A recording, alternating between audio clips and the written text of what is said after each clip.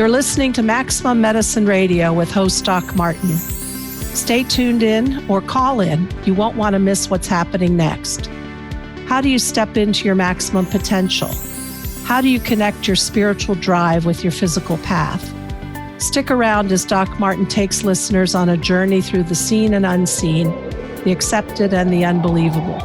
Get ready to meet the maximum you the world needs on Maximum Medicine Radio with Doc Martin now. Hi, everybody. I'm Doc Martin, Maximum Medicine. And you'll probably remember my guest, Joseph Selbie. He was with us before. And what I love about Joseph, among many things, is that he really walks solidly in the world of science and the world of spirituality. And I thought it would be wonderful because he's a teacher. He's taught meditation and spirituality for many years, to do a show on consciousness. It's an important topic. It's a broad topic, and many people have different ideas of what it is. But Joseph has been a deep meditator, a student of Yogananda for at least 50 years. He lives in Ananda community in California. And so he lives in the world of consciousness. He studies it, he knows it, he's lived and breathed it. So when we go through today, I'm going to talk to him about things I always wanted to know, and he's going to teach us things. But I want you guys to call in 1-800-930-2819. You can also, if you're following along on Facebook, type in a question in the comments, and Nat is our producer tonight. He will relay those to us. So join us because this is a fabulous, fabulous topic. Joseph, welcome. I'm so happy that you're here. Thanks for having me. I've been looking forward to this. It's going to be exciting because we're going to talk about the stuff that you live and breathe, and you can straighten us out as to what we're really talking about. What is consciousness? Well, as you said, there are a lot of opinions about what consciousness is and where it comes from. The way most people, I think, understand consciousness today, because this is what science is telling us, is that the brain produces consciousness, that the neurons in our brain interact in such a way that it produces our awareness of the world around us. It produces our awareness of our own thoughts. It produces an awareness of our own emotions. And that kind of awareness, that consciousness of the world and of ourselves is, one, what most people think consciousness is and all it is. And two, that somehow this amazing 2 or 3 pounds of neurons in our skull can produce all this. But in fact, there really is no proof that the brain produces consciousness. Now, most scientists will say, well, it's just a matter of time before we'll know how the brain does it. Meanwhile, we don't know, but it must be the case that the brain produces consciousness because scientists are, by and large, wedded to the notion that matter and energy is the only thing that exists. And that if consciousness that exists, it must be a product of interactions between matter and energy inside the brain. So they're sort of comfortably willing to wait until somebody figures out how this is happening. But meanwhile, the reality is that scientists have no clue as to how the brain could create consciousness. They only have this bias that it does, but there's no study, there's no even theory that's very good that can explain it. So, for example, one of the theories is that the electrical interactions between our neurons creates a magnetic field, and all of those neurons together create a magnetic field within the skull, so to speak, and that it is that magnetic field that somehow holds this awareness and this consciousness. But again, there's no evidence that it works like that. Another popular notion today, in large measure because of how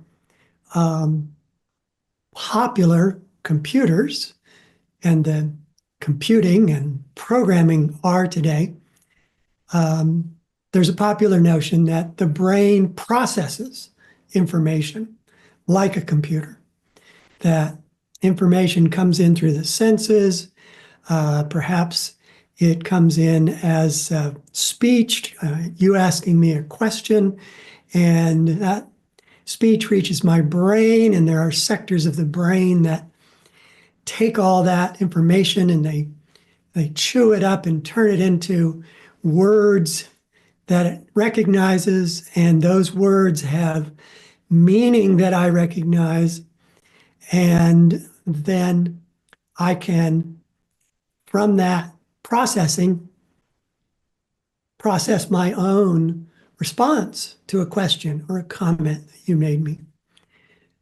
But there's no interaction in the brain, measured interaction in the brain, that is anything like a computer.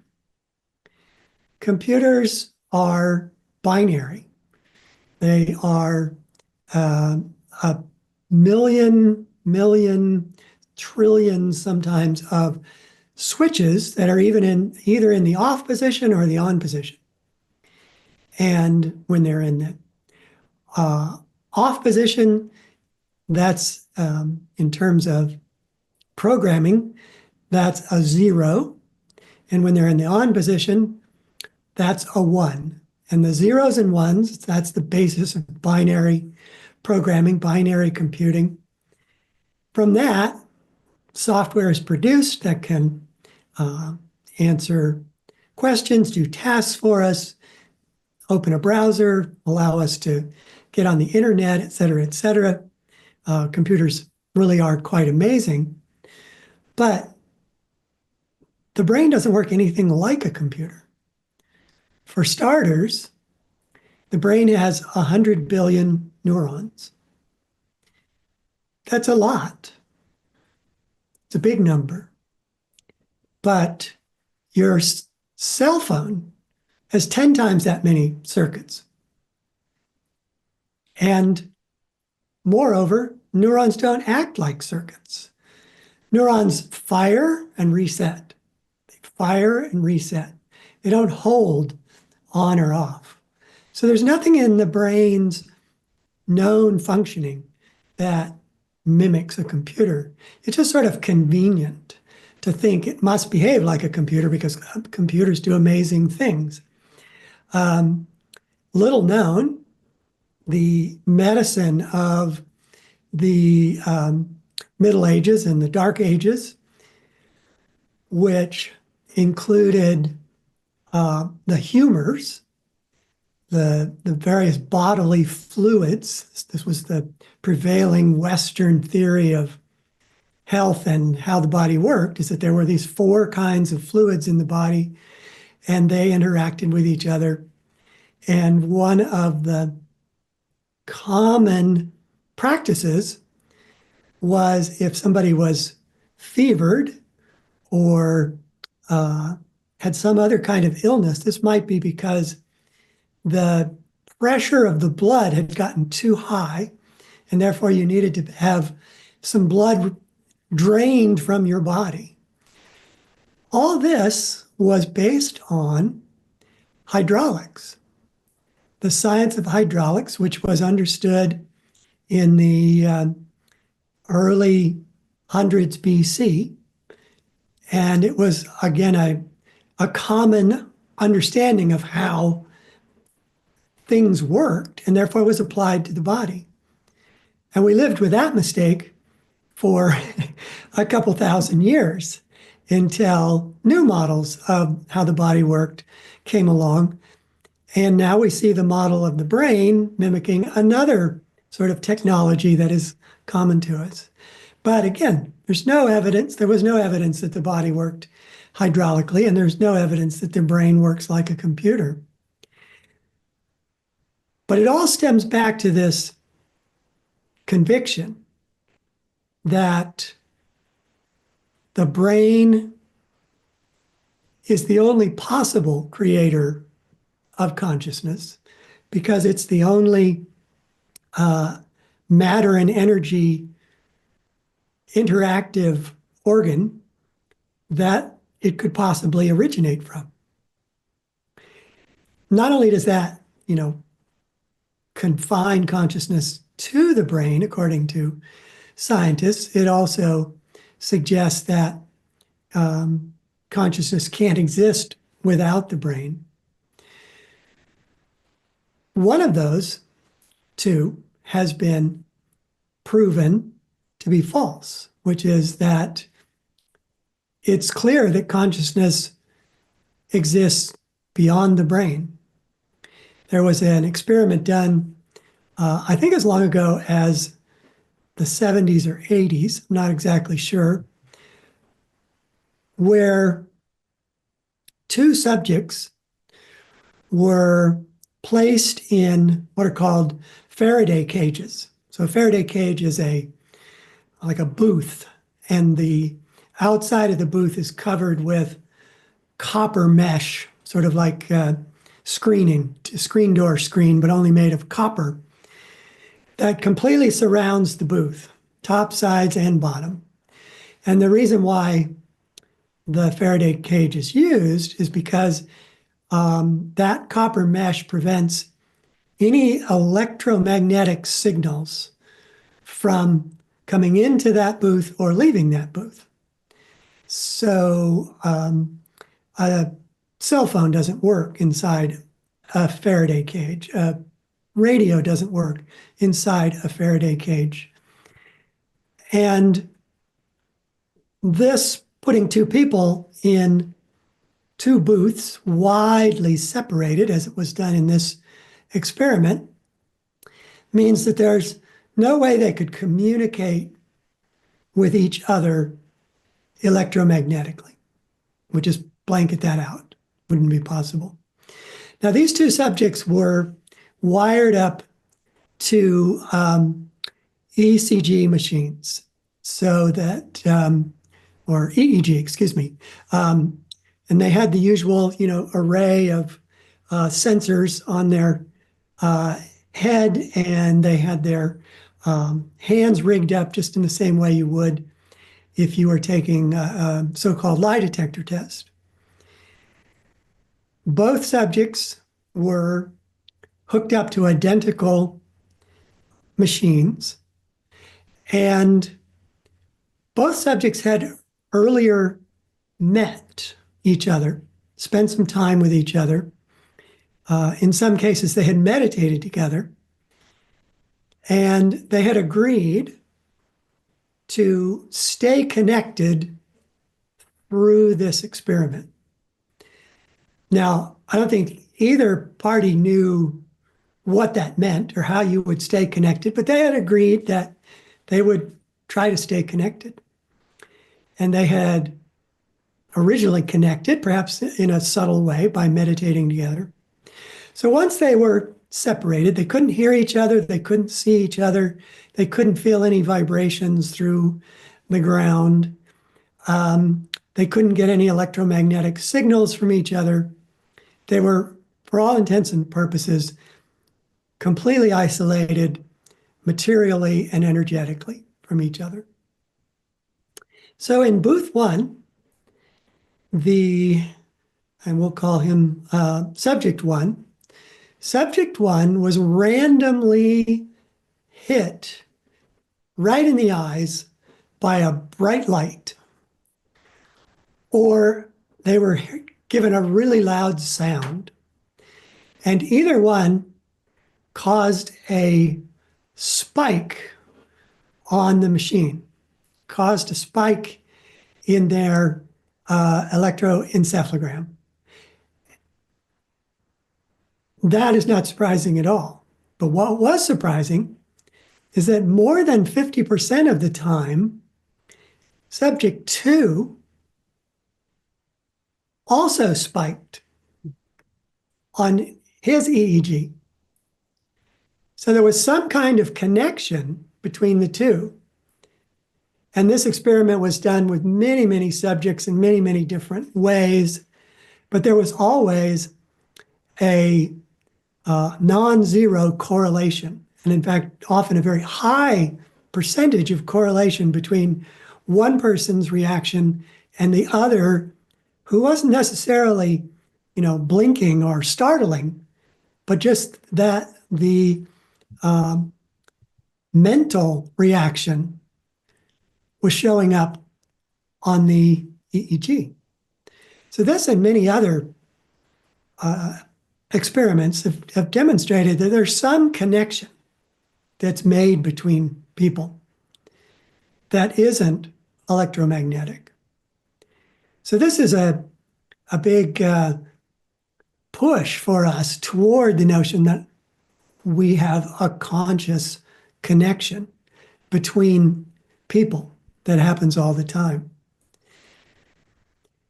There's also evidence that we can affect matter in some way with, in all likelihood, our consciousness. There was a long series of experiments done at Princeton in what's called PAIR, the Princeton Engineering Anomalies Research Program, where they would put subjects in front of machines that were already proven to operate continuously without any deviation. So, for example, they'd have a water fountain that they would set up and let it run and run and run and run. And they knew exactly how much water went down 2 channels of that fountain. And it was consistent day after day after day. And when they would put that fountain in front of somebody, they would say, try to make more water go down one channel than the other. Again, with no method suggested, and again, with no ability to move it, shake it, disturb it physically. Their only option was to see if by mind power alone they could do it. Now, almost every subject, to a tiny degree, could change the distribution of these machines. And even though it was a tiny distribution, it was so consistent that the odds against it happening by accident were in the trillions to 1. So science is telling us through these kind of experiments that there's something that goes beyond the physical body, that goes beyond the brain, that interacts with matter and interacts with other people. So it's very easy to see that there's something there. Now, physics has had a big hand in exploring this notion that consciousness exists beyond the body. And it particularly came up with what was called the double slit experiments that led to what is now the fairly famous measurement paradox.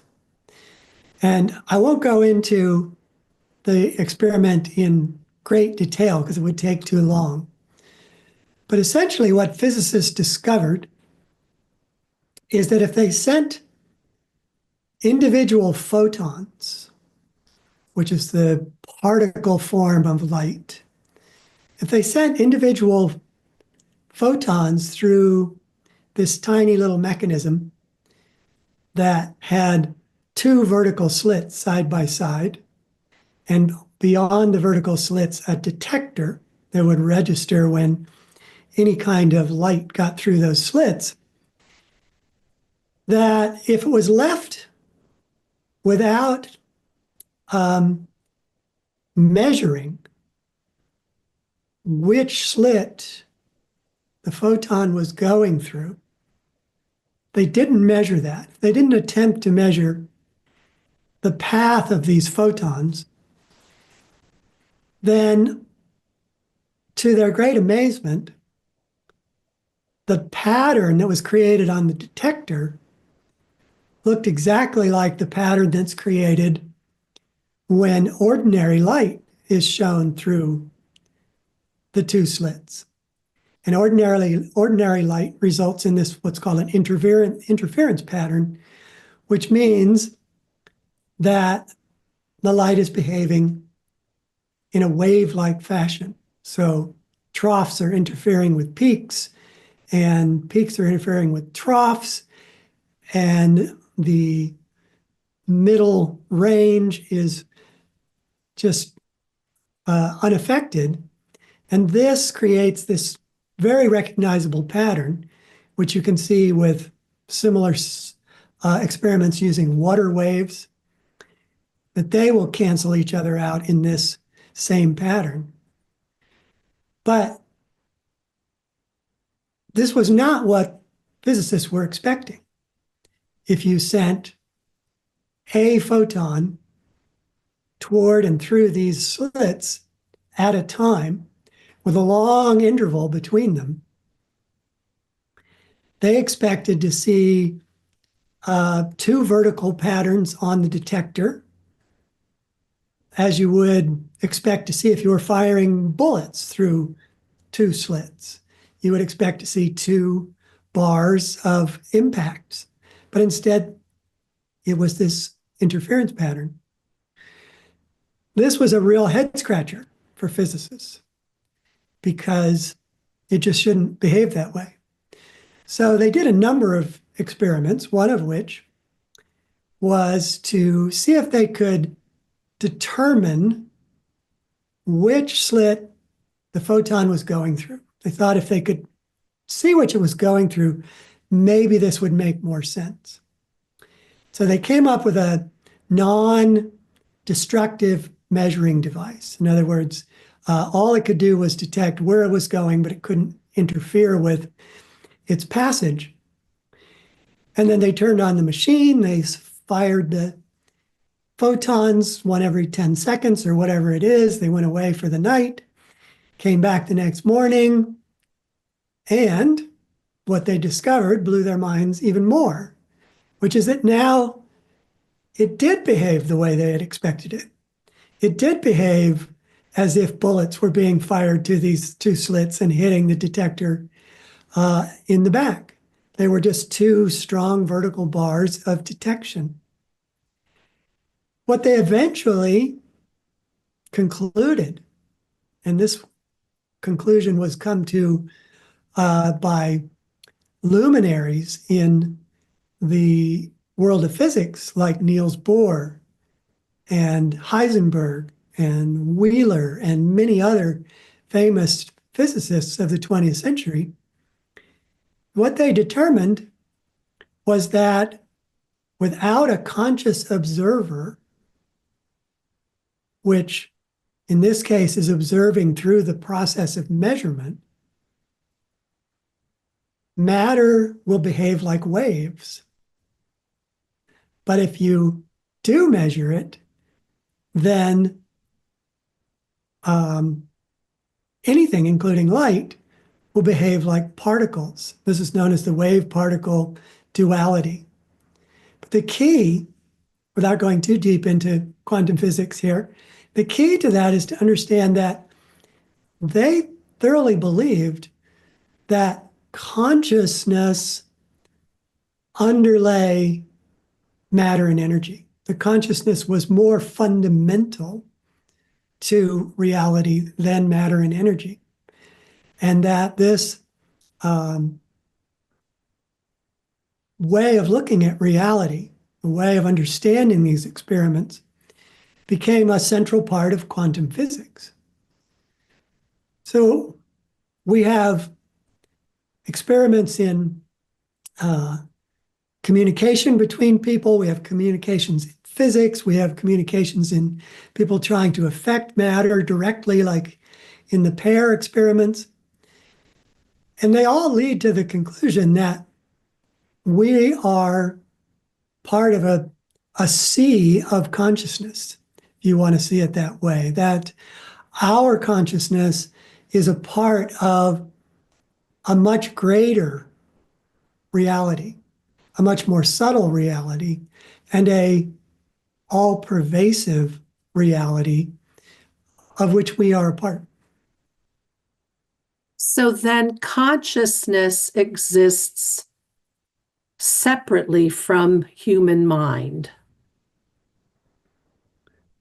Well, let's put it this way. Consciousness can exist separate from mind and thoughts, but mind and thoughts can't exist separately from consciousness. The consciousness is the the source, the enabler of everything that we think of as conscious awareness, conscious abilities.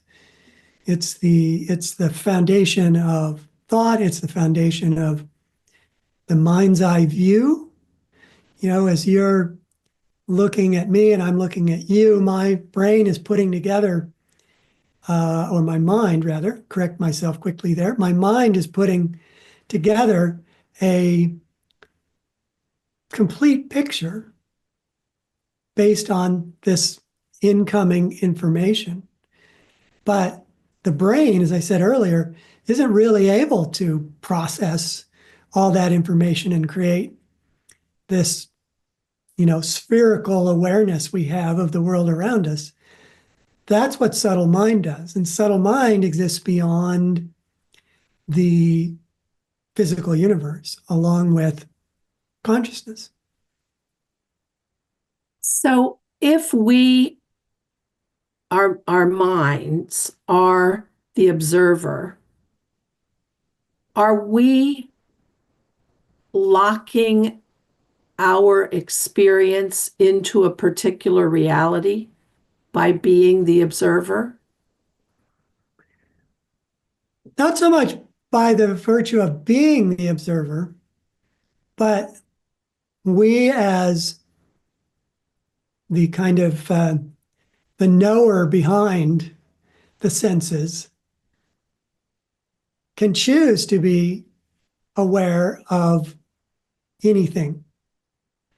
Now, it's easier said than done for us to become aware of things other than what we experience through the senses, but it is possible. But it is, as you say, our choice to be observing the physical world and what the senses can reveal to us about the physical world that locks us into that reality. But we're not forever locked. We're just strongly disposed to experience that because of the habit we've created and the way in which we've used our mind to help us perceive it. So in spiritual teachings, some New Age, some based on the ancient mystics, we talk about sharing a consensual reality, that we as humans have a consensus in the basis of what we believe. How does that relate to our ideas of consciousness? Well, so far I've concentrated on sort of scientific discoveries, scientific view of consciousness, and taken us, I hope, to everyone's satisfaction, to the knowledge that even as deep a study as physics sees consciousness as beyond the physical. But for millennia, there have been spiritual teachers, saints, sages, mystics who have talked about consciousness from their own personal experience. And from them, we learn a lot more about consciousness than we can currently from science. And what they tell us, maybe not in exactly the same way, but in a surprisingly consistently similar way, is that we are pure consciousness ourselves, that our essence, our soul essence, is consciousness, intelligent consciousness, joyful consciousness, and that we live as multiple dimensional beings, that our soul exists beyond the physical world, that we have a subtle energy body that is a creator of the physical body, and that most of us, most of what we are really, is beyond the physical. But it empowers us, the soul, our consciousness, our will, our intelligence. It empowers us to co-create. It, as I just read recently, Yogananda said that we're borrowing our powers to co-create from the Creator, that the Creator is more fundamental to reality than the soul, but the soul is a part of that and therefore has all the abilities and all the perceptual potential that exists in source, in spirit, in God. So we're constantly co-creating. And much of our health is really the result of how we believe our health is possible. Personally, each one of us has convictions about their own health. We have convictions about what can make us healthier or unhealthy. We have convictions about how best to live in the world. And as we do all these things, they affect that subtle energy body. We shape our health, not directly, physically, molecularly, but we shape our health by shaping the subtle energy body. Let me tell you an amazing story that illustrates this point perhaps better than I can ever explain it. This is a bit of a cautionary tale because it's about the power of belief, and it's also about being, the cautionary part is be careful what you do believe. So a Mr. Wright was in the hospital in the 1970s, somewhere in California. I don't know his location.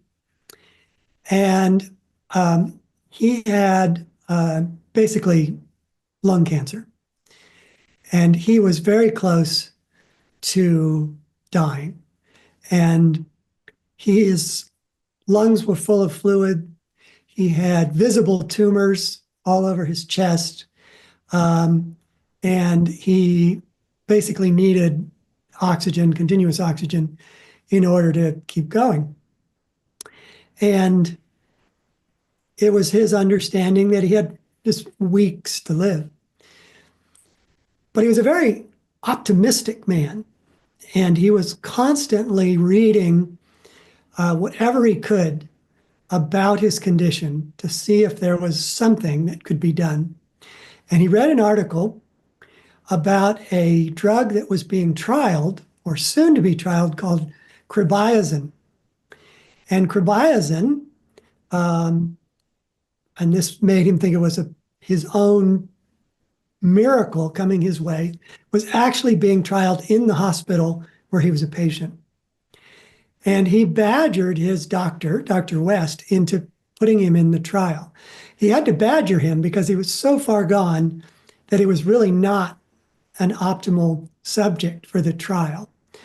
But Dr. West, gave in because he wouldn't give up. And he gave him a injection of cribiazin on a Friday. Dr. West left, came back on Monday. And on Monday, Mr. Wright was up and around. He was talking to people. He had no fluid in his lungs. The tumors had disappeared. And within a couple days, he checked out of the hospital and went home. Well, Mr. West, or Dr. West, was astonished by this, not only because of how rapidly he recovered, but because nobody else in the trial had any benefit from the drug. But he just chalked that up to the mysteries of life. However, a couple of months later, Mr. Wright read an article in another medical journal that said cribiazin was proving to be ineffective. And he crashed back into his original condition. You can more or less imagine him staggering back into the hospital. His lungs had filled up with fluid again. He had tumors all over his body. And he was once again near death's door. Now, the astonished Dr. West was further astonished, but he decided to try something that today would probably be unethical. But he told Mr. Wright that while it was true that cribiazin was proving ineffective, there was a new and improved cribiazin coming to the hospital within days, and that they were expecting it to work much better. So Mr. Wright rallied, he felt better already, got the injection of the new and improved cribiazin. Same thing happened. Fluid drained out of his lungs, tumors disappeared, he felt better and energized, went back home. Then, unfortunately,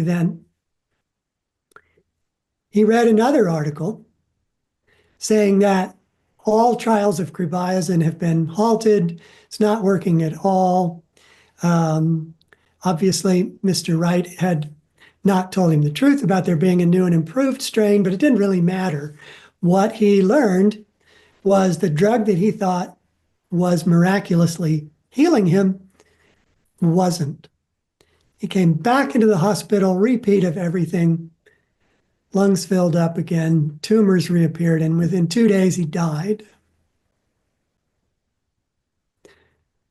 Now, the only thing that ties all of those episodes together was a deep belief on Mr. Wright's part in the power of chemotherapy and in the power of cribiazin in specific to heal him of lung cancer.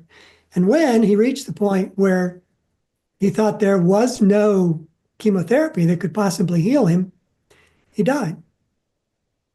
So the mind is extremely powerful. It shapes the energy body. And not only does it shape the energy body, but the energy body's change instantly changes the physical body.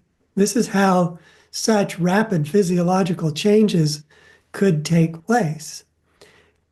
So this is an example not only of belief, but it's an example of belief as a part of consciousness, and the power, the soul powers of consciousness can affect our physical body. We can co-create a very healthy, energized, wonderfully able body, or we can co-create a body that is ill and dies. We have that kind of power from our connection to source and spirit. And that's something I've always lamented is how we as physicians need to engage, um, make our ally the patient's belief Mm-hmm. to really first get patients were um, systematically, in my opinion, disempowered uh, by doctors 40, 50 years ago. It, became a very top-down process. But we need to encourage, even in the worst case scenario, use the right language, use the right words and how we describe it, and just say, positive thoughts. Because as you said, be careful what you think, because what you think changes your life.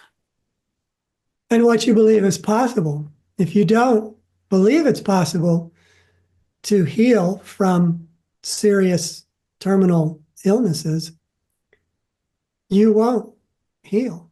There really has to be that core of belief that it is possible.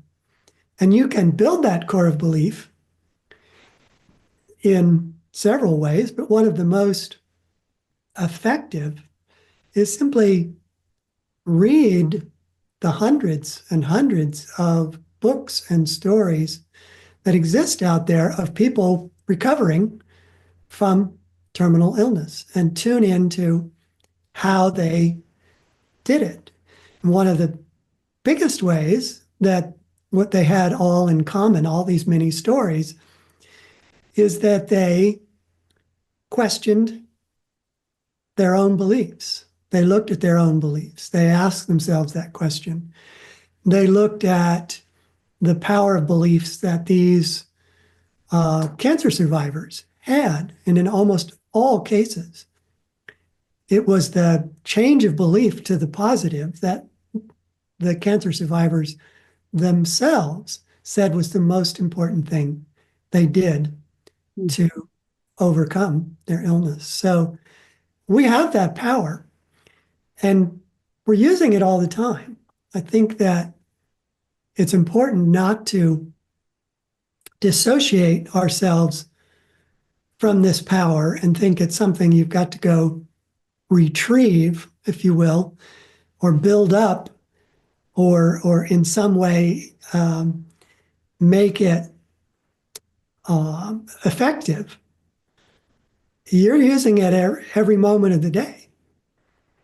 Your physical health is a mirror of your beliefs and a mirror of your soul powers that is shaping your energy body moment by moment. I like that. I think I had several people had written in with questions, and I think one of them is pertinent right here.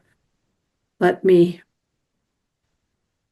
Um, Laura from Florida. Does our consciousness change as we go through life? And what helps shape that change? Interesting question. I would say that, well, I have sort of two answers to that. One is the consciousness that is fundamentally us, is our soul nature, is unchanging, eternal. It is uh, ever conscious, ever aware, ever new joy, as Yogananda described it. But the awareness that we develop from that core consciousness can evolve over a lifetime. And but the evolution is not so much to consciousness itself, it's to how we're using that consciousness. What are we using it to be aware of? How are we using it to draw thoughts and experience emotions? A general trend through a lifetime is that we become sort of progressively more aware of realities beyond ourselves. That as children, we're very, very focused on our own toys, our own life, our own limited sphere of awareness. But as we grow and get older, we become aware of our feelings, other people's feelings. We grow aware of thoughts and how to think and how to use our mind consciously. So I think we definitely do evolve it, and we can, if we're fortunate, discover meditation, which allows us to expand our awareness beyond the senses and become aware of what is generally referred to as a super consciousness, consciousness that is not limited by the body and senses. And we can begin to experience that inwardly and directly. So there's no doubt in your mind when you're experiencing it that this is something greater than what you normally experience. And the more you stay with that, the more expanded it becomes. It's we're really, really much more than we know. That our day-to-day consciousness is just a tiny bubble in an ocean of consciousness that we have access to. And it's a wonderful consciousness. It is joyful consciousness. It's why I've been continuing to meditate for over 50 years, is that when I dive into that consciousness through sitting still, concentrating, doing pranayama, I can, and not always, but I can experience just joy welling up within me and expanding beyond the limits of my body. And I can feel myself sort of buzzing with this subtle energy, so that when I come out of meditation, I really feel, I experience myself as a different person from the person that went into meditation. And I can't recommend it highly enough to anyone to try meditation if you haven't already. And if you already meditate, meditate more often, meditate more deeply. It will, through it, you will discover your soul nature. And through your soul nature, you'll discover your unity with spirit, with source. So, another topic that comes up a lot is we talk about being multidimensional beings. What does that mean? Are we experiencing multiple awarenesses at the same time? And then I have a follow-up to that. So tell me about that. Well, let me go back to physics to start answering that question, because interestingly enough, modern physics has gone well beyond the physical universe in its conceptions, particularly the disciplines of string theory and M theory, which is a particular discipline within string theory. And M theory posits that our physical universe, as vast as it is bubble in a sea of energy. And this sea of energy, they refer to as the bulk, which I think is one of the singularly most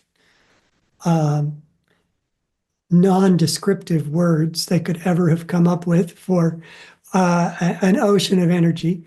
But they use it in the sense of it's the bulk of reality.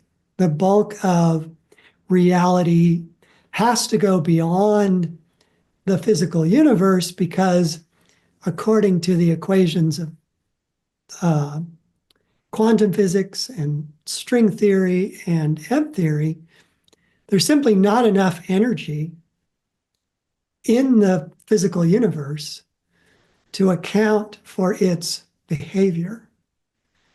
That the way in which matter forms and behaves in the physical universe requires a vast sort of reservoir of energy that it can draw on. And if you look for that vast reservoir of energy in the universe, hidden in some nook or cranny, it's very difficult to find. But what M theory posits is that that energy does exist, but it exists outside the physical universe in this vast sea.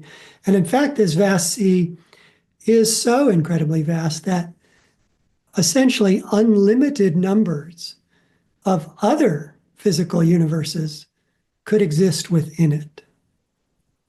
So the reason to take you down this path, which I find fascinating and hope you do too, is because this vast sea of energy is posited to be in another dimension, to be not only in another reality is an easier way to think of it, but it is two-dimensional only in comparison to the three dimensions of the physical universe. It's a different reality with different laws. And it's referred to as non-locality as well as the bulk. And this is a term where it's comparing the rules, the laws, the behavior of that realm to our local physical universe, which you could call, I suppose, locality. So our local physical universe behaves in certain ways and has certain laws. Non-locality has its own rules, its own laws, and behaves in its own way. One of the, I think, most amazing things that M theory posits is that the information that creates the physical universe, just like most of the energy that creates the physical universe, doesn't exist in the physical universe at all. It exists in this non-local sea of energy. And that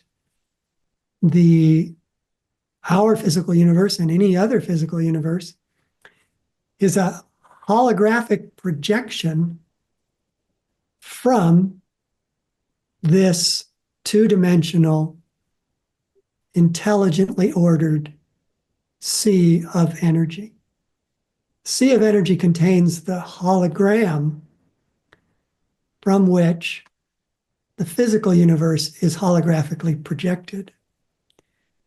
So I'm taking you down yet another path to finally get to the punchline, which is that our energy body, our subtle energy body, our astral body, is the hologram, the pure energy, two-dimensional hologram for our physical three-dimensional body. But they're not separate from each other. This is very hard to take in because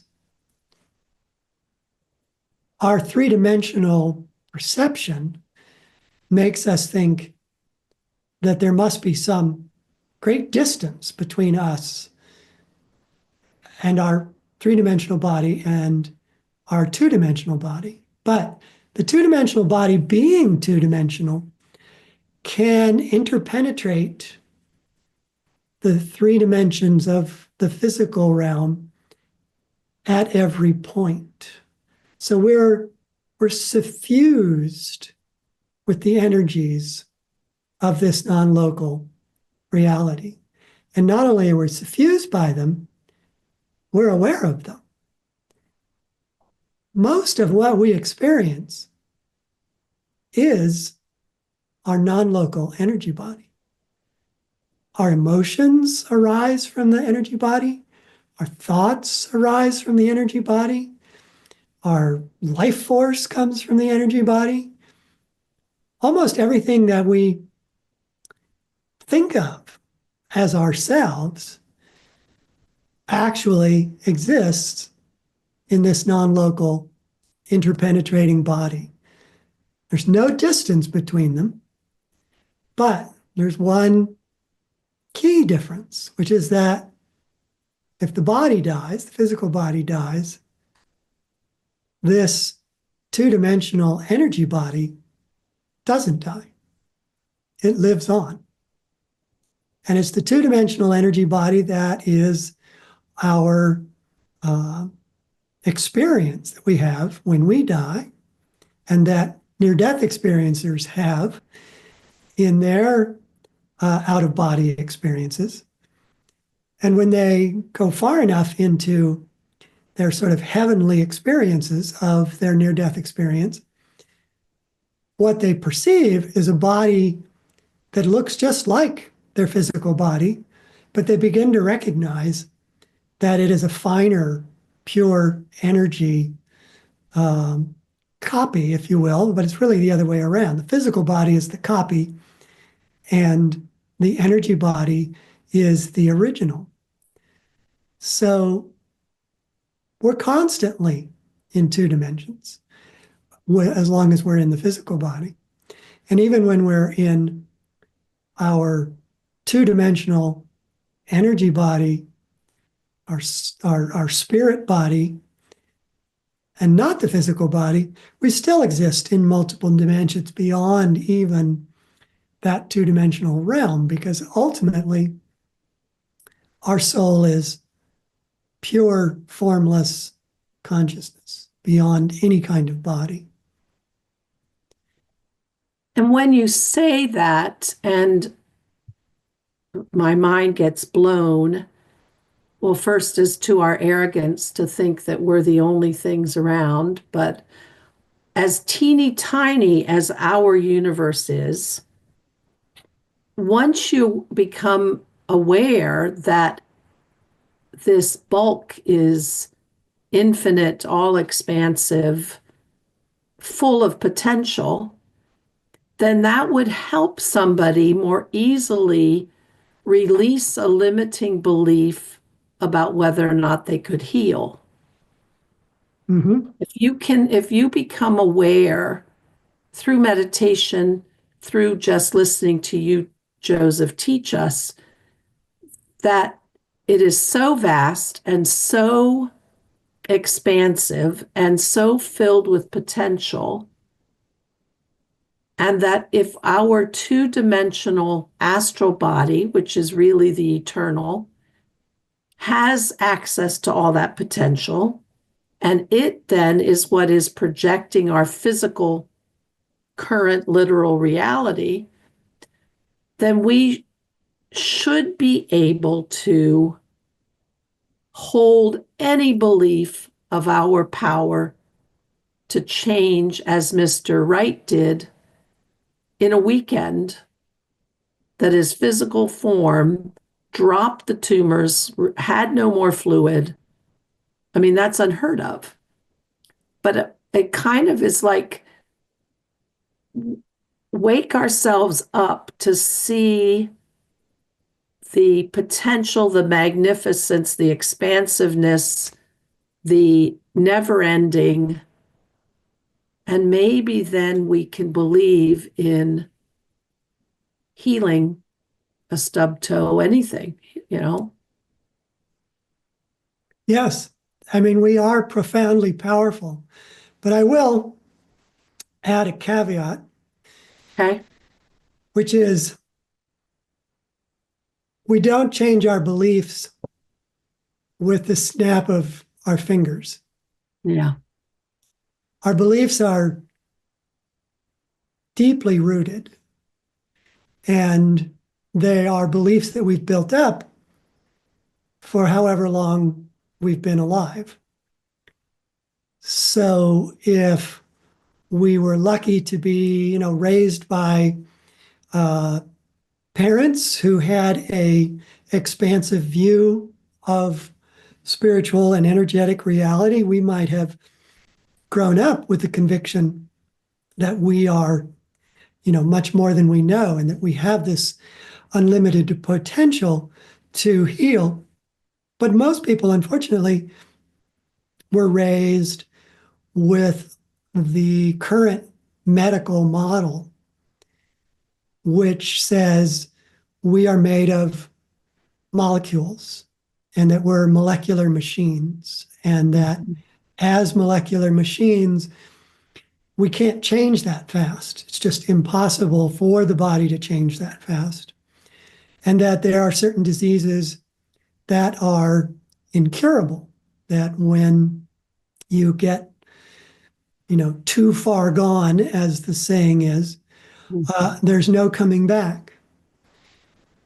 That's very commonly held belief, despite the fact that there are people who have come back who were too far gone, that there are people who have healed, like Mr. Wright, from terminal illnesses extraordinarily rapidly.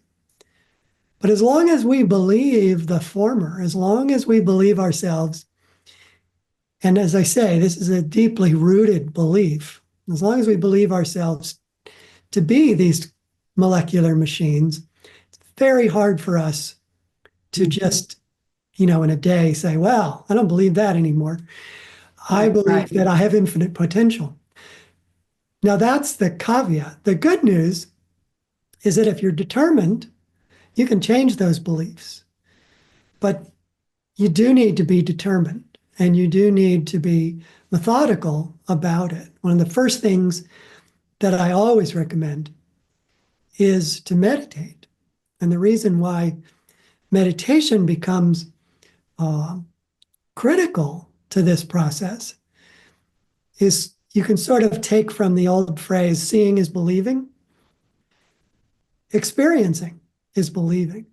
When you actually experience something deeper in meditation that you know beyond doubt is something more than just your physical body, then the more stubborn belief of you being, in fact, nothing but a physical body begins to crack. And then I highly recommend reading spiritual books. I highly recommend reading books of near-death experiencers, reading books of cancer survivors.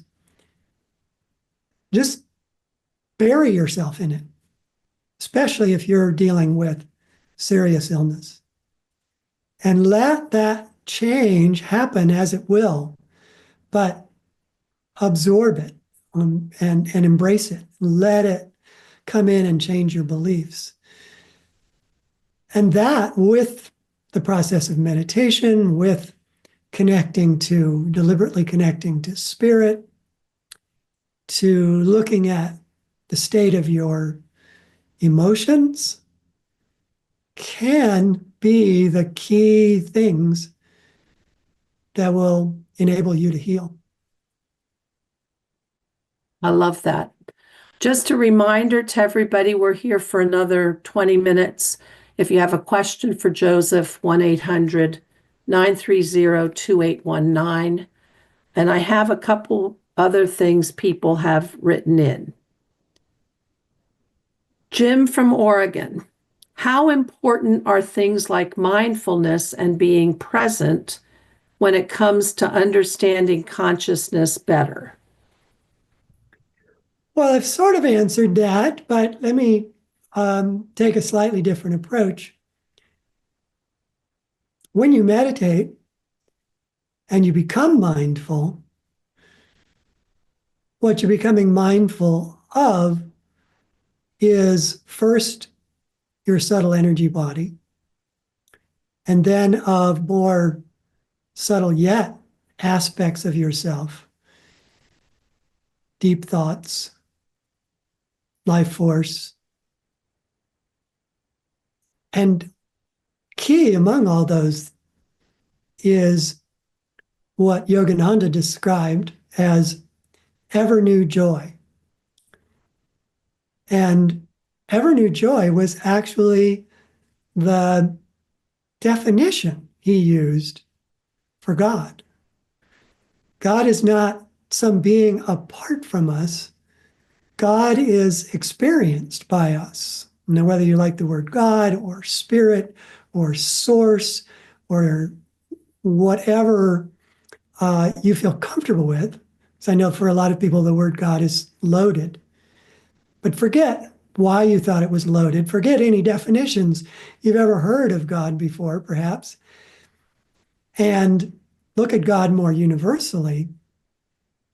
Experiencing God is really a joyful, liberating, wonderful experience. And when you keep dipping into that, then you realize that that is who you are. That is your consciousness. That is what you are. And becoming mindful and still is just the entryway to discovering greater and greater depths of your own consciousness. Thank you. That's great. So, how can we tell if a spiritual experience is real or just something our mind made up? I think that's an excellent question. And it's particularly important, I think, for when you're just beginning to meditate. And as you sit, trying to stay still, if you practice a technique, which I recommend, and in fact is available on my website, the Hung Saw technique, which is a technique for helping you concentrate the mind. But regardless of what technique you're using, as you're first sort of feeling your way mentally and emotionally into your meditation experience, it can be difficult to tell whether, if you will, you just made something up or whether you experienced something genuine. And there's nothing I can do to stop you from trying to figure that out. But what I would stop you from doing is worrying over much about whether you are properly perceiving a spiritual experience or not, and just keep at it. Just keep at it. Just keep meditating. And the more you do it, the deeper you go, the more experiences you will have, similar experiences, that you will begin to have confidence in recognizing which ones are genuine and which ones are sort of ephemeral things that perhaps you tried to make happen with your mind. I remember when I was studying my shamanic training, and it was about divination, or the ability to sense somebody's energy body, what was going on with them, or being able to know something about a complete stranger. And I thought, well, I've never done that. I don't have that kind of intuitive skill, and I had to, with deep intention, put my limiting belief mind aside. Mm-hmm. and put it aside just to say, okay, you know, you don't think so, but why don't we try it anyway? And as you said, Joseph, just now, you just keep at it, you keep at it, you keep at it. I found that if I put that aside, then I would call them intuitive hit would come up, well up. I would have knowings. I would know things. It was as if I saw a picture behind my eyes. Um, and instead of going, you're great, you're I remember sitting, I remember sitting with a classmate, and um I remember we were supposed to do a divination with our classmate, and I hadn't ever I'd known of her because she had been in my class, but we were a large class. I didn't know her personally. And so we sat and I kind of dropped in and had to say to my human mind, okay, now you just go park yourself over there for a little bit. We're just going to try this. Just go be quiet for a little bit. And I started to tell her things about herself. And as I'm telling her, I'm thinking, she's going to think I have gone Looney Tune. What is this? Why am I, where did this come from? What is this? Um, and when she started crying, not, oh, how did you know that? Suspiciously, but crying like, oh, you saw that. You're right. I'm suffering from that. And it's really been hard. And, I'm like, oh my gosh. But those kinds of experiences end up validating you, don't they? Right. And expanding you. That's where you Yes. stop being wedded to your own bodily limitations as a being, and you start to realize there's a lot more to you than you knew. And it's it's a wonderful experience. It comes with that inherent peace and joy and calmness. Sort of everything you want your life to be begins to unfold because you're tapping into who and what you really are and always have been. You're not creating it. You're just letting it, the covering, you're letting the covering of that drop away and Mhm. experiencing it without effort. It also reminds me of the time my sister and I, when we were younger, used to go to this woman who was psychic. And she would use tarot cards as probably as her vehicle to tune in. And I would always leave there thinking to myself, if she, whom I had never met, knows these things about me, then there is an existence available. And I didn't have the words we talk about now, but there is an existence available outside of my human mind that she can see. There's a universality, and there is an existence of mine somewhere. I didn't know words for it, but somewhere out there in the realm of God. And if someone else can see things about me and then tell me something that's coming down the pike, it must be true because there's an existence of mine beyond this form. And for me, it wasn't scary. For me, it was so reassuring Mm-hmm. and validating of our bigger existence. Mm-hmm. And when you get those experiences where you are reminded of our eternal essence, and of course, I have language now that I didn't have way back when, that was in my early 20s.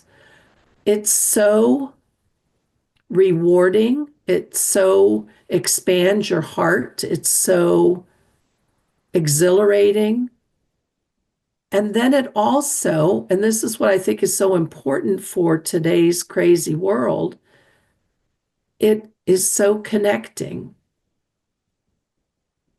I mean, we are so connected.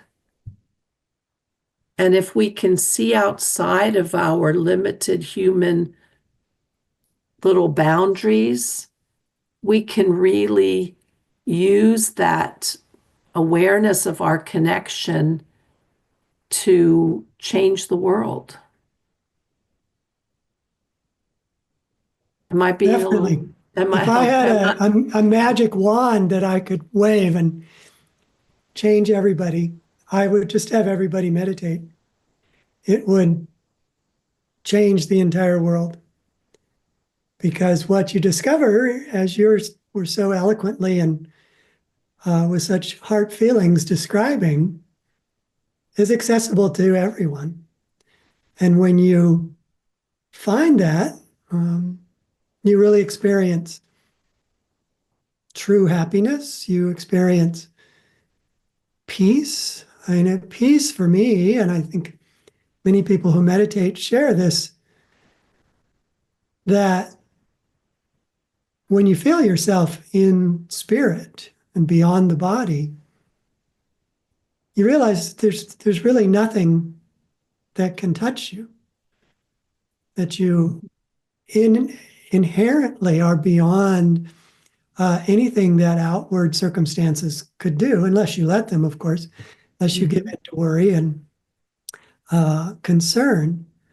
But you, which is what most of us do all the time, right? But when we get into that space in meditation, you finally get that perspective of, oh, that's why the saints and the sages seem so calm and peaceful, is because they're feeling protected. They're feeling absolutely safe, that nothing could happen to them that would ever take away that feeling of safety.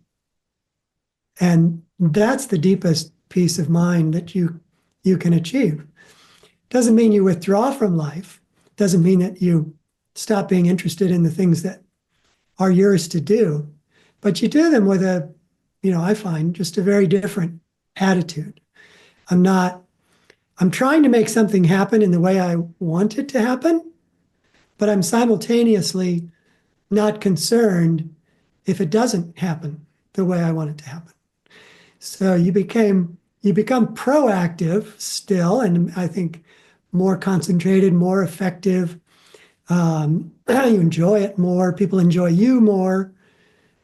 But if things don't go as you would hope they would go, you're still at peace. It's an interesting dichotomy, but it is a wonderful um, result of regular meditation. well, I want to share a story and then we're going to have to close because this is exactly the conundrum I was in the last couple of weeks. I have a 10-year-old black lab who stopped eating and went to the local vet, and that morning he ate, so they thought things were turning around. Didn't eat again, went to the emergency vet. um, Ultrasound showed a tumor on the spleen and some spots in the liver, so he had surgery. And I was in the realm of making it happen. I was going to make him, no matter what, I was going to make him be well. It was my intention. It was my every thought. And I had a lot of anxiety, a lot, keeping me up at night. Um, and then I did a meditation with a girlfriend of mine and went to my sacred cave, which is where I meet up with Yogananda and Jesus and Mother Mary and Mary Magdalene. Nothing like crossing lineages, but um, this might sound corny, but Jesus showed me, he said to me, he said, there are cycles and you have to allow the cycles. And he showed me tightly formed, not yet all the way open lilac rose. and I was down in there. And at that moment, I knew that if I could put my dog's outcome into the hands of spirit, in this case, it was Jesus holding hands of light, very much that thy will be done, that energy of thy will be done. I'll keep my intention and my wish and my love and I'll take him to the vet, I'll buy different foods, I'll do whatever I can do, but I'm turning it over to God. And in that space, when I did that, there was a freedom from anxiety, a peace came over me, an ability to get through the next few days without as much worry. In fact, it probably went down to 10% of what it was. And it was am I going to be okay if whatever happens? I'll be okay, whatever happens. But I was more at peace with the idea that this was between my dog and God. Mm-hmm. I had done everything in the human realm. And that change because I'm very much a believer in manifesting my own way and creating my own, I'm quite type A about that. But that change was so powerful that I just took away my anxiety, and it also was expansive. The power that was there, the potential, the peace. So anyway, that was a human story for exactly what you're talking about. Wonderful story. And it's a great story because, as you say, you're not necessarily apathetic or indifferent. I'm not relinquishing my intention at all. Not relinquishing your attention, but you can still be at peace. Mm-hmm. And I think for many people, the reason why stress is so prevalent today in our society is that people are carrying around hundreds of intentions, hundreds of things that they want a certain outcome around. And they're constantly anxious about whether it will come out the way they intend. Mm. And they get, as you said at the beginning, that you weren't sleeping well. I mean, I think people take that anxiety into sleep, and they have a very restless sleep. They wake up tired. They continue stressed. Because of that, not being able to accept that not everything is going to come out the way they want, that's okay, that you don't need everything to come out the way you want in order to be happy. And in fact, you can be happy even when everything seems to be going the wrong way. That freedom, that inner freedom to be happy in any circumstances is liberating. It's the difference between a wonderful life and a hard life. Mm-hmm. I love that. We have to close. Everybody, this has been a wonderful show. Joseph, thank you for being here. Thank you for teaching us. Everybody, Joseph Selbie, the author of Breaking Through the Limits of the Brain, The Physics of God, a book on the yugas, if those of you who understand the Indian mystical traditions. Joseph, I'm so happy you were here, and thank you for teaching us about such important things. My pleasure. It's glad to be here. And we're going to close this evening. Thank you, everybody. You've been listening to Maximum Medicine Radio with Doc Martin. Tune in next time while the doc talks health, spirituality, and the impact your beliefs have on every part of who you are, body and soul. Doc Martin unpacks the challenges we face as human beings and teaches callers to open the door between the scientific and the mystical. To learn more about Doc Martin and Maximum Medicine, visit www.sharonmartinmd.com.